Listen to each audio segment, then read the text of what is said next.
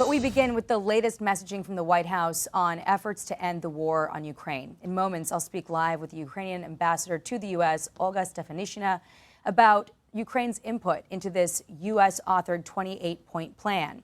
Today, Secretary of State Marco Rubio is leading a delegation in Geneva to talk with European security officials about this plan that's received backlash this weekend from Western leaders and some U.S. lawmakers. Chief Foreign Correspondent Trey Yingst is live with the latest. Hey, Trey.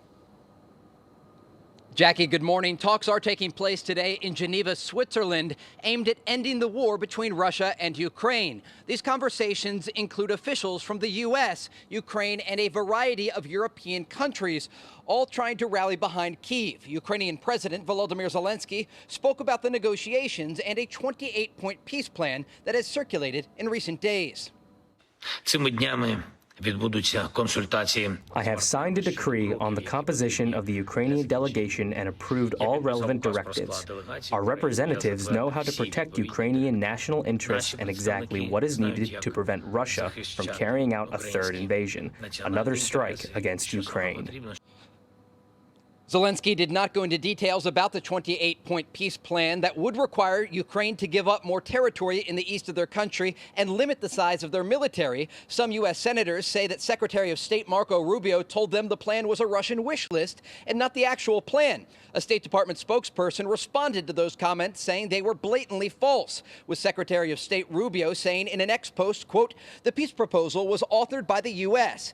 It is offered as a strong framework for ongoing negotiations. It is based on input from the Russian side, but it is also based on previous and ongoing input from Ukraine." We're also hearing directly from the Russian President, Vladimir Putin, who warned that his troops would take more territory by force if the Ukrainians don't agree to the plan. We have this text. We received it through existing channels of communication with the U.S. administration. I believe it can be used as the basis of a final peaceful settlement, but it has not been discussed with us in detail. There is certainly a level of irony with the Russian leader talking about a peaceful settlement, since he is the man who ordered the initial full-scale invasion. But we do expect to get more information on this critical meeting today in Switzerland in the hours and days ahead. Jackie? All right, Trey Yingst for us. Thank you so much, Trey. For more, let's bring in the Ukrainian ambassador to the United States, Olga Stefanishyna. Thank you very much, Ambassador, for being here. This is a very big weekend. How big, or how close, rather, are you to reaching an agreement? The president had given a Thursday deadline for Ukraine to respond, then seemed to suggest that maybe this isn't the final offer, but we are hearing that everyone is hopeful this might be very close. Is that true? Well, if speaking from the perspective since the first day of the full-scale invasion, probably this momentum and these discussions which are taking place right now in Switzerland have so far been the most important part through this whole 3.5-year period in international engagements, because the commitment of U.S. President and U.S. leadership and the team is really strong. And as it was said, this is only the first proposal on the table, and indeed it's a wish list. It's not a document or an agreement. It's just a list of the points. It's been discussed right now, and it is an agreed line with Ukraine and the United States that it will be a constructive reconciling process. Okay. Are there any items in this wish list, as you described it, that are non-starters for Ukraine? There's been a lot of concern raised that handing over parts of the Donbass that Russia does not control would basically give them a straight shot to Kyiv. Ukraine has obviously fought tooth and nail to defend those parts of your country. And then also capping Ukraine's military and essentially cutting it by a third. The Europeans suggested that those two measures could make Ukraine more vulnerable to attack in the future.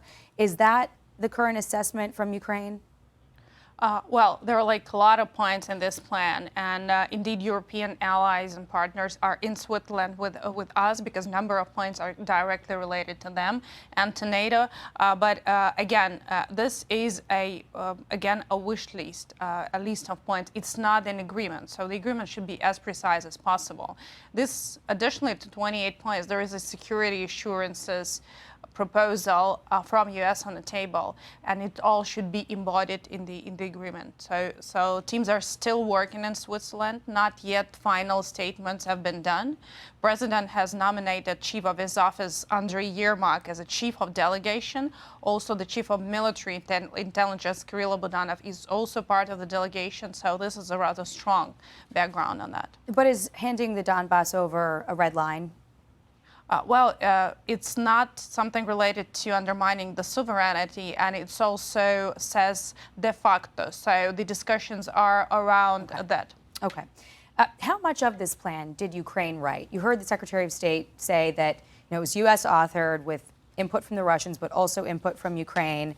A White House official told me that point 26, amnesty to all parties, was actually written by Ukraine. And they said it previously said, before the revisions from Ukraine, that Ukraine will conduct a full audit of all the aid received and create a legal mechanism to recover any errors found and punish those who illegally profiteered from the war. Ukraine has obviously argued many times that Putin has committed war crimes. Why would Ukraine want to give Putin amnesty? I can, and I have to confirm that formally Ukraine received the document when Secretary of Army Driscoll was there, and this is what was confirmed by my president as something formal which has been handed over to him.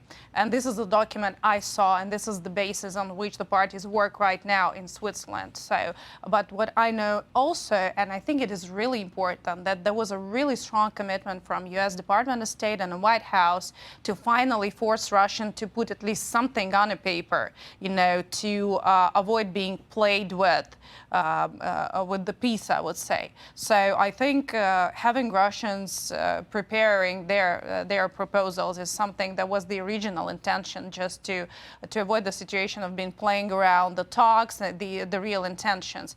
And also Ukraine have been talking about stopping on the existing line, the ceasefire, and also European allies and the coalition of willing had their proposals. So this document, I cannot call it a combination of all of that, but these all the discussions which were taking place. The suggestion, though, by some was that this language about amnesty being injected by Ukraine was somehow generated because of this corruption scandal that's happening within the government. Obviously, this corruption was uncovered by Ukrainian anti-corruption agencies and is being addressed. But the suggestion is that they were willing to basically trade, amnesty for those officials for amnesty for Putin. Is that true?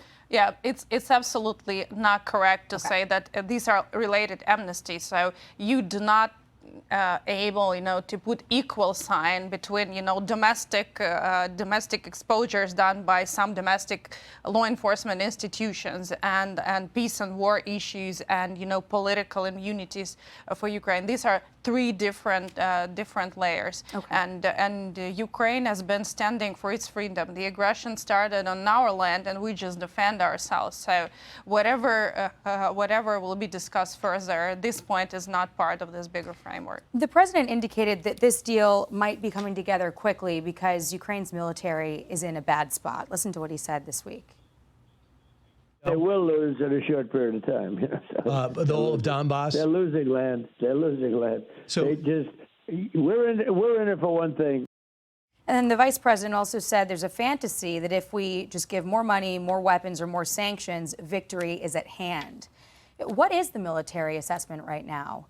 Very recently, the president was saying that Ukraine is positioned to take back all of its territory. This sounds like there's been a change and that Ukraine is not doing so well. What's going on in the battlefield? Well, I think the bottom line is that indeed there is an occupied territory because there is a Russian aggression on our soil. It's not the territorial war between Ukraine and Russia, it's the aggression and the atrocious war on our soil. So there are territories which are occupied. There are like a big combat line with more than 1,000 combat engagements, and some of the parts of the territory being occupied, some of the parts of the territory were deoccupied. So, and indeed the winter is coming. It's not only about the front line, it's about the massive attacks to energy infrastructure, which causes millions and millions of losses in infrastructure and loss of the multiple lives of the civilians. This is what is really serious. I cannot agree more that the situation is complicated, because what kind of situation could be not complicated when you have people dying in your country in the center of Europe? So you're saying that the winter's coming. Obviously, it's concerning. It's concerning every year that the presence of these occupied territories and Russian troops and the aggression is a concern. But you wouldn't say that Ukraine is losing right now. These are very, different terms, losing and winning. So right. We have been winning to remain as a state and depriving Russia from the ability to declare anything from the goals they had in 2022. And very quickly, because we're almost out of time, this sanctions bill that's in Congress, what have you heard from lawmakers about how likely it is to get a vote? Is the administration supportive of it? Well, I believe that when the Congress and Senate will reconvene in the beginning of December, nothing in the existing process on negotiations on this peace deal should be a precondition for delaying the voting on the bill. Okay. I think the stronger the position of the United States, the more Russians are committed to the real deal. Because at this point, this wish list and the letter of intentions of 28 points is nothing but the pretext for Russia to further manipulate, because everything they propose there is very manipulative, and you can read it in a double way as long as you want. Okay. Ambassador Olga Stefanishyna, thank you very much for joining us in the Sunday briefing. Appreciate your time. Thank you, Jackie, for having us. Thank you. Hey, everyone. I'm Emily Campagno. Catch me and my co-hosts Harris Faulkner and Kaylee McEnany on Outnumbered every weekday at 12 p.m. Eastern, or set your DVR. Also, don't forget to subscribe to the Fox News YouTube page for daily highlights.